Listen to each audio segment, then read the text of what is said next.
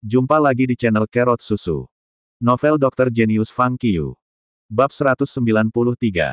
Setelah beberapa saat, dipimpin oleh seorang pemimpin kantor dekan, semua anggota penjaga telah tiba di lapangan olahraga. Minggir. Pemimpin kantor dekan memiliki temperamen yang sangat buruk. Dia berteriak pada pengemudi taksi segera setelah dia tiba. Kemudian, dia bergegas ke Fang Qiu dengan marah dan bertanya, siapa yang mengizinkanmu memperlakukan orang-orang ini di sini? Fang Qiu tidak berharap sekolah mengirim perwakilan di sini. Dan orang ini datang begitu cepat, dan sangat agresif. Dia harus menargetkan Fang Qiu. Diri. Itu tidak mempengaruhi siapapun. Fang Qiu menjawab dengan dingin. Huff. Anda hanya seorang siswa. Apakah Anda memiliki lisensi praktek dokter? Pemimpin itu mendengus dan berkata dengan sungguh-sungguh, ini ilegal. Memahami. Ini sekolah. Kami tidak akan pernah mengizinkan siswa kami untuk berlatih kedokteran secara ilegal. Berlatih obat-obatan secara ilegal. Fang Qiu mencibir, aku tidak akan menagih mereka. Bagaimana Anda dapat memutuskan bahwa saya berlatih obat secara ilegal, daripada membantu mereka? Omong kosong. Pemimpin itu tidak berharap bahwa seorang siswa akan berani berdebat dengannya. Tidak masalah bagi saya bahwa Anda memenangkan kuis. Kamu masih pelajar. Pikir pemimpin itu. Dia berteriak pada Fang Qiu dengan wajah marah, Anda memang berlatih obat secara ilegal. Saya akan memberi Anda dua cara sekarang. Yang satu harus pergi sekarang, dan yang lainnya harus dikeluarkan dari sekolah. Pilih satu. Kata-kata ini menjengkelkan Fang Qiu. Kemarahannya tiba-tiba muncul. Dia bertanya sambil mencibir, apakah Chen Yinseng yang memintamu untuk datang ke sini? Beberapa kepanikan muncul di mata pemimpin itu. Itu tidak masalah. Anda seorang siswa. Saya seorang pemimpin. Anda hanya memiliki dua pilihan ini. Pilih satu. Suaranya nyaring, dan dia terdengar sangat percaya diri. Namun, Fang Qiu masih melihat jejak panik di matanya. Ini membenarkan bahwa pria ini memang dikirim ke sini oleh Chen Yinseng. Saat Fang Qiu menerima panggilan telepon dari Shen Chun, dia mengetahui bahwa Chen Yinseng telah melakukan sesuatu padanya.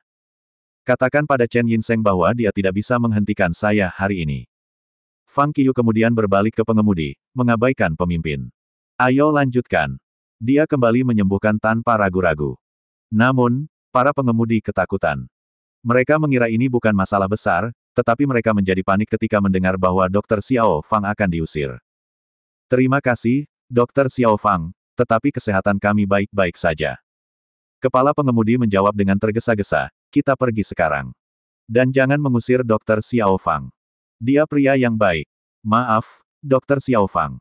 Saya tidak tahu ini akan sangat mempengaruhi Anda, atau saya tidak akan membiarkan Anda memperlakukan kami, lanjutnya. Iya nih. Xiao Fang, kami minta maaf. Semua orang menggemakannya. Setelah mengucapkan terima kasih, mereka akan pergi. Menonton adegan ini, pemimpin kantor dekan terus mencibir. Fang Qiu menggertakkan giginya.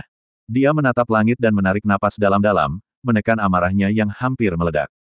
Seorang dokter dicegah menyembuhkan orang. Chen Yinseng, Anda sudah terlalu jauh. Dia berteriak dalam hatinya. Setelah menghembuskan napas, ia menoleh ke pengemudi yang akan pergi, dan berkata dengan tegas, saya akan berada di sini untuk terus berlatih obat pada pukul 6 sore besok. Mari kita bertemu besok. Pengemudi tertegun. Jangan khawatir tentang aku. Datanglah ke sini. Fang Qiu bersikeras.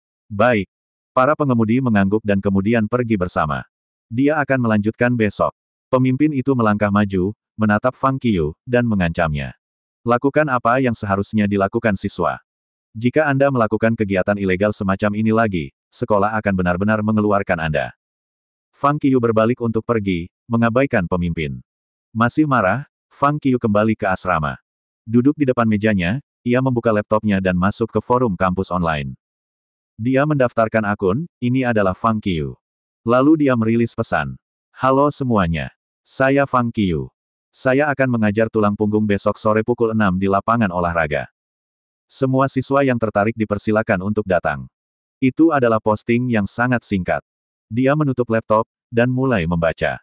Anda tidak akan mengizinkan saya untuk berlatih kedokteran, kan? Oke, saya tidak akan melakukan itu. Saya akan mengajar. Pengemudi adalah studi kasus. Bisakah kamu melarang aku mengajar? Di forum kampus online. Hanya sesaat setelah posting dikirim, mereka yang melihat-lihat forum menjadi terkejut. Fang Qiu. Ini benar-benar Fang Qiu. Setelah kuis dan bertarung dengan Han Yuxuan, semua siswa tahu bahwa dia sangat pandai dalam mengatur tulang. Bahkan murid Wei Qi, seorang dokter pembuat tulang yang sangat terampil, tidak bisa menandinginya. Tidak ada yang berharap bahwa Fang Qiyu akan mengajar membuat tulang di depan umum. Setelah kejutan itu, banyak orang menjadi sangat gembira. Ada banyak balasan untuk posting ini dalam waktu yang sangat singkat. Fang Qiyu, sarjana penguasa. Aku ingin menyentuhmu. Halo, sarjana tuan. Kamu benar-benar Fang Qiyu, penguasa sarjana. Ya dewa. Cendekiawan penguasa Fang akan mengajar membuat tulang di depan umum. Ini kesempatan bagus. Aku akan pergi. Saya mendengar bahwa Fang Qiyu ini adalah siswa yang sangat baik, tetapi ini hanya rumor. Beraninya dia mengajar tulang di depan umum. Dia sangat arogan. Mahasiswa baru berani membuat kelas. Haruskah saya mengatakan Anda sangat memikirkan diri sendiri, atau Anda begitu sombong? Hei, bukankah kamu menonton kuis? Fang Qiyu mengalahkan murid Wei Qi, seorang dokter pembuat tulang yang sangat terampil. Selain itu, dia satu-satunya mahasiswa baru yang dipekerjakan oleh rumah sakit sebelumnya sebagai dokter tulang. Mungkinkah keterampilan medisnya buruk? Iya nih. Seorang pria yang terampil bersedia untuk menyampaikan apa yang dia ketahui kepada semua orang, ada beberapa peluang seperti ini. Mengapa Anda meragukannya? Tidak heran kau pemalas. Sebelum pengajaran dimulai, forum kampus online sudah diliputi pertengkaran. Beberapa berpendapat bahwa Fang Qiyu terlalu sombong, sementara beberapa mendukungnya. Lagi pula, tidak ada bukti. Tidak ada yang melihat Fang Qiyu patah tulang. Hari berikutnya, sebuah posting baru diterbitkan di forum kampus online. Orang yang mempostingnya mengaku sebagai murid Shen Chun. Saya salah satu dari 50 siswa Dr. Shen Chun. Pagi ini, saya bertanya kepada Tuan Shen seberapa mahirnya Fang Qiyu dalam mengatur tulang. Bapak, Shen Chun berkata itu tidak lebih buruk dari miliknya. Ini benar sekali. Jika aku mengada-ada, semoga aku tersambar petir. Beberapa kalimat ini membangkitkan diskusi yang sengit. Apakah ini benar-benar komentar Dr. Shen Chun pada Fang Qiyu? Sangat. Sumpah yang begitu sengit. Aku percaya kamu. Dr. Shen Chun adalah orang ikonik dari pengobatan Tiongkok Universitas Jiangjing kami. Karena dia sangat memikirkan Fang Qiyu, seberapa mahirnya Fang Qiyu. Saya pernah mendengar bahwa Dr. Shen Chun yang merekomendasikan Fang Qiyu ke rumah sakit. Karena Dr. Shen Chun telah berkomentar seperti itu, Fang Qiyu pasti seorang sarjana bangsawan. Suara-suara yang berbeda muncul satu demi satu. Satu-satunya kesamaan adalah bahwa mereka yang mendukung Fang Qiyu menjadi lebih yakin, sementara mereka yang meragukannya mengubah pandangan mereka. Mereka terkejut dengan kekuatan Fang Qiyu, dan berusaha mempercayainya. Karena penyebaran pos ini, lebih banyak orang di sekolah menjadi tertarik pada pengajaran publik Fang Qiyu. Mereka berjanji untuk berpartisipasi di dalamnya untuk melihat apakah Fang Qiyu benar-benar terampil. Bahkan mereka yang tidak ingin belajar membuat tulang juga berniat untuk menonton kesenangan. Di asrama 501. Setelah makan siang, Sun Hao kembali ke asrama untuk istirahat siang. Sebelum makanan itu dicerna sepenuhnya, ia masuk ke forum kampus online, melihat-lihat, dan kemudian segera berteriak, "Yang termuda, apakah Anda akan mengajar membuat tulang di depan umum hari ini?" Kata-kata ini menarik minat Zhou Xiaotian dan Zhu Benzeng, yang sedang membaca. Mereka segera berbalik ke Fang Qiyu dengan wajah terkejut. Iya nih. Fang Qiyu mengangguk. Itu tidak baik dari kamu. Sun Hao berdiri, meletakkan tangannya di bahu Fang Qiyu, dan mengeluh, "Kita adalah saudara. Anda harus mengajari kami terlebih dahulu, bukan?" "Ya, yang termuda, saya ingin tahu mengapa Anda ingin mengajar di depan umum. Tetapi seperti kata pepatah, seseorang mengambil warna perusahaannya. Karena kami belum mengambil warna Anda, bagaimana Anda bisa mewarnai orang lain terlebih dahulu?" Zhou Xiaotian langsung mengeluh. Di sana, Zhu Benzeng tidak mengatakan apa-apa, hanya menatap Fang Qiyu. "Situasi khusus terjadi pada saya sore ini. Anda semua adalah saudara saya. Saya tidak ingin Anda terlibat. Jadi, saya tidak memberitahu Anda. Saya bisa mengatasinya sendiri," jawab Fang Qiyu sambil tersenyum. Dia menganggap Sun Hao, Zhou Xiaotian, dan Zhu Benzeng sebagai saudara laki-lakinya, jadi dia menolak untuk melibatkan mereka dalam masalah ini sejak awal. Setelah semua, dia melawan Chen Yinseng, wakil presiden sekolah. Dia khawatir itu akan berdampak buruk pada mereka jika mereka terlibat. Dia bangkit dan pergi tidur. Tiga lainnya saling memandang dan kemudian berbalik ke Fang Qiyu dengan bingung. Mereka merasa bahwa Fang Qiyu memiliki sesuatu yang tersembunyi dari mereka. Tetapi karena dia telah menjelaskan, mereka tidak bersikeras untuk menyelesaikan masalah ini. Itu karena mereka percaya padanya. Yang termuda, jika Anda benar-benar ingin mengajar di depan umum, jangan lupa untuk meminta mereka menjadi murid Anda.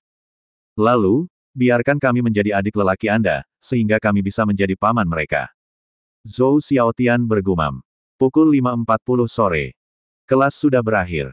Fang Qiu mencapai lapangan olahraga sendirian, dan duduk di tengah lapangan sepak bola. Segera setelah itu, semakin banyak siswa berkumpul di sekitar ketika mendekati pukul 6.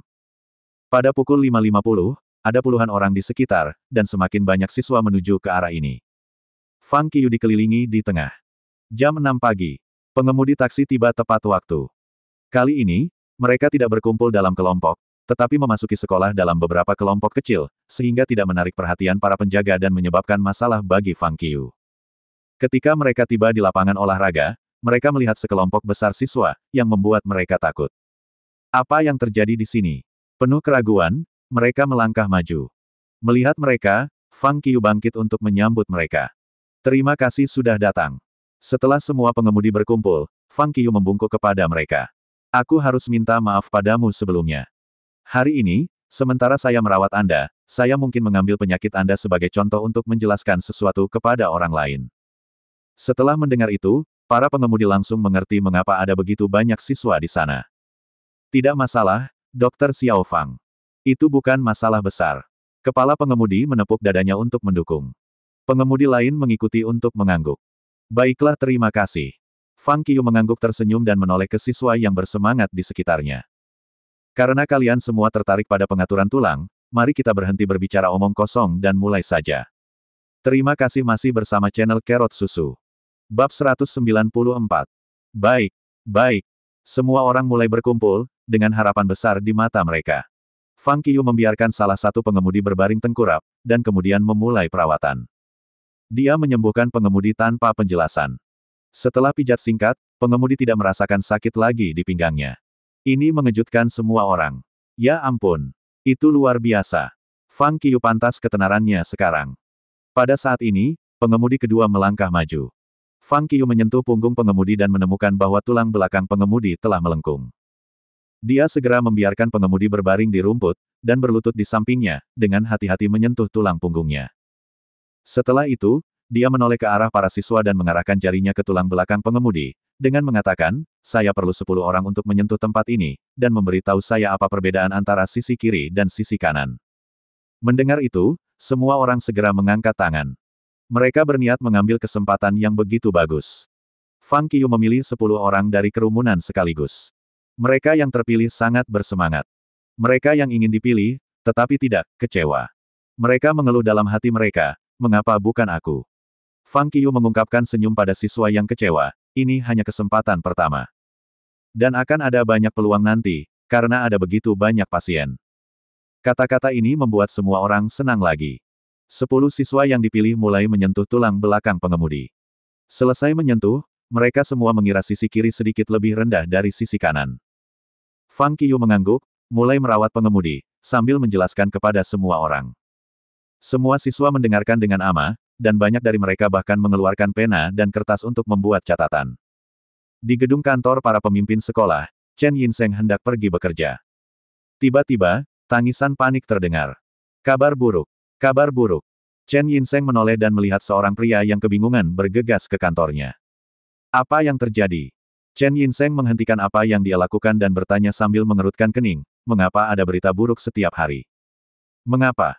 Dia tidak bahagia, karena dia sibuk dengan banyak hal setiap hari-hari ini.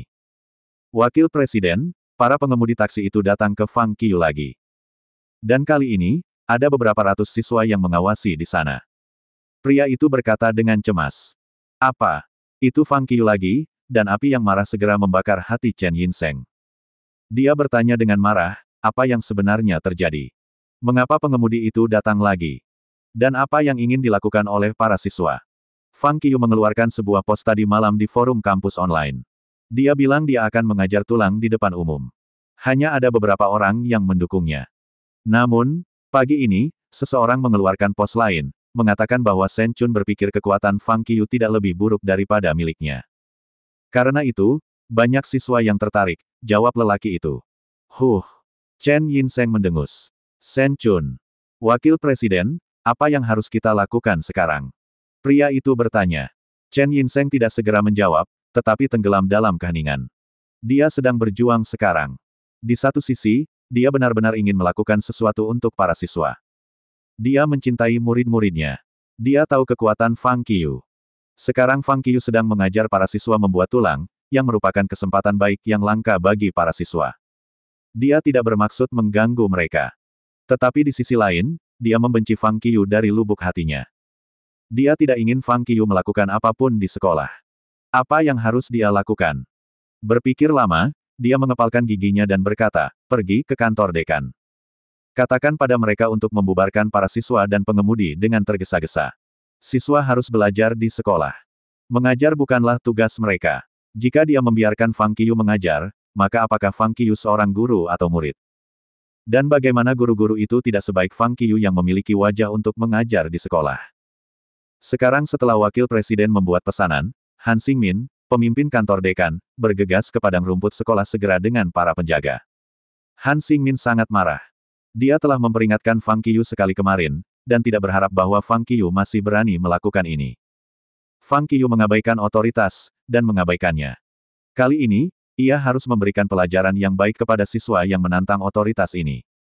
Segera, sekelompok orang datang ke padang rumput dengan terburu-buru. Tetapi pada saat ini, ada 300 atau 400 orang berkumpul di lapangan olahraga. Han Xingmin dan para penjaga diblokir di luar. Mereka hanya bisa melihat kepala bergelombang tetapi tidak bisa melihat Fang Qiu yang berada di tengah kerumunan. Begitu banyak yang berkumpul di sini, sehingga beberapa siswa yang ingin belajar tidak dapat melihat apapun.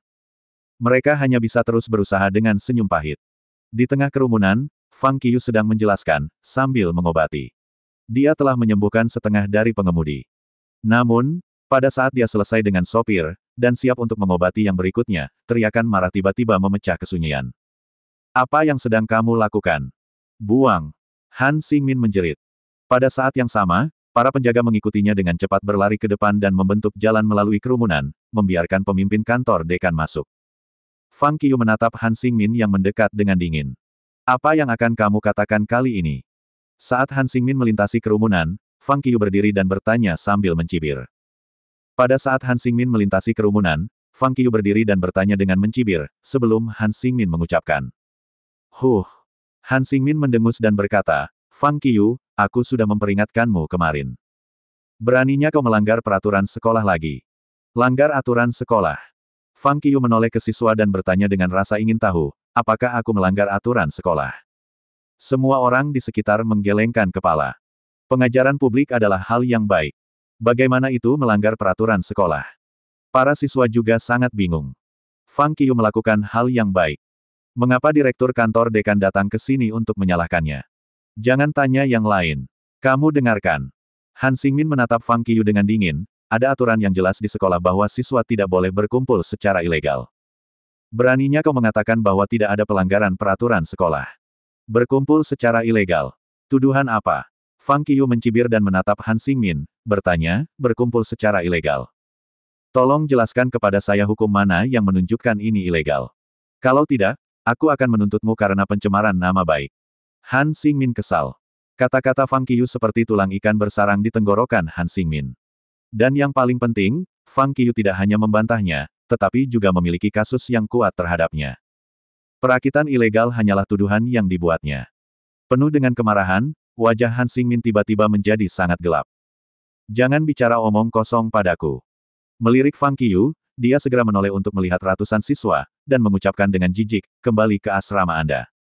Mereka yang tinggal di sini akan dikurangi poinnya. Mendengar kata-kata itu, para siswa di sekitar mulai mengerutkan kening. Mereka tidak ingin poin mereka dikurangi. Ini merupakan ancaman besar bagi mereka. Tidak mudah bagi mereka untuk masuk ke universitas. Begitu mereka mendapat skor rendah, mereka tidak akan ditawari beasiswa, dan itu bahkan akan memengaruhi peluang mereka untuk memasuki sekolah pascasarjana. Dan jika mereka gagal dalam suatu kursus, mereka harus mengambilnya kembali. Mereka tidak mampu membayar harga seperti itu. Namun mereka ingin tetap di sini. Bagaimanapun, pengajaran publik Fang Qiu mungkin hanya yang ini. Selain itu, pengajaran umum tidak melanggar aturan apapun. Beraninya Han Xingmin mengusir mereka. Konon, mereka tidak berani mengatakan sepatah kata pun. Dengan wajah marah, mereka bersiap untuk pergi.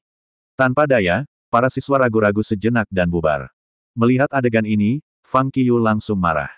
Untuk mengobati pasien tidak diperbolehkan, juga tidak belajar. Apakah ini masih merupakan institusi pendidikan tinggi? Melihat Han Xingmin, dia dengan marah bertanya, siswa tidak diperbolehkan berkomunikasi satu sama lain. Tidak ada keterampilan yang diizinkan untuk diajarkan. Jelas, kami belajar dari satu sama lain, tetapi Anda mengatakan ini adalah pertemuan ilegal. Apakah Anda masih layak menjadi pemimpin sekolah ini? Ini adalah waktu istirahat sialan. Saya telah membayar biaya sekolah. Mengapa saya tidak berhak memberikan kegiatan gratis di sekolah? Lapangan olahraga adalah milikmu, tetapi setiap siswa yang datang ke sini telah membayar biaya sekolah. Bagaimana Anda bisa membatasi kebebasan pribadi mereka? Mereka dapat melakukan apa yang ingin mereka lakukan. Itu bukan urusanmu. Selain dari mengintimidasi siswa, apalagi yang telah kau lakukan pemimpin? Apakah Anda layak tinggal di sekolah ini? Sumpah serapah ini nyaring dan kuat. Han Xingmin tertegun. Bagaimana mungkin seorang mahasiswa baru berani berbicara dengannya seperti itu, seolah-olah orang dewasa mendidik seorang anak. Tampaknya peran mereka terbalik. Dia telah merencanakan untuk mengambil kesempatan ini untuk mengajar Fang Qiyu pelajaran. Tapi yang mengejutkannya, dia dididik oleh Fang Qiyu. Itu membuatnya merasa tidak nyaman, bahkan malu. Begitu banyak siswa yang menonton. Di mana dia bisa meletakkan wajahnya sekarang? Sebelum dia menjawab sumpah serapah Fang Qiyu, para siswa yang siap untuk pergi, berhenti di langkah mereka dan berbalik. Ya, aku membayar biaya sekolah. Bagaimana Anda bisa membatasi kebebasan saya? Bahkan jika hukum tidak dapat membatasi kebebasanku, beraninya kamu. Kami membayar biaya sekolah. Kami di sini untuk belajar. Mengapa Anda menghentikan kami dari belajar? Sekarang saatnya aktivitas bebas. Kita bisa berada di manapun kita suka. Dan sekarang saatnya tidak bekerja. Anda hanya orang biasa. Beraninya kau memesan kami. Jawab kami. Menjawab. Beraninya kau. Beri kami alasanmu, atau kami tidak akan pergi. Iya nih. Kami tidak akan pergi. Semuanya, tetap di sini bersama. Jika dia berani mengurangi poin kita, mari kita buat demonstrasi. Aku juga tidak pergi. Kata-kata yang marah terbang. Para siswa yang berpencar berkumpul kembali. Namun, pusat perhatian kali ini bukan lagi Fang Qiyu, tetapi Han Xingmin.